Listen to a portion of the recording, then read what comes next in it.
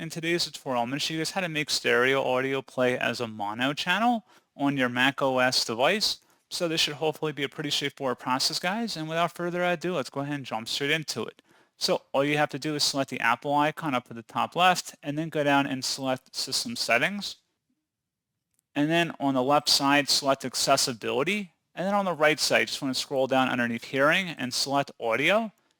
And where it says play stereo audio as mono, go ahead and toggle that to the on position, and that is all you have to do. So pretty straightforward process, guys, and as always, thank you for watching. I do hope that I was able to help you out, and I do look forward to catching you all in the next tutorial. Goodbye.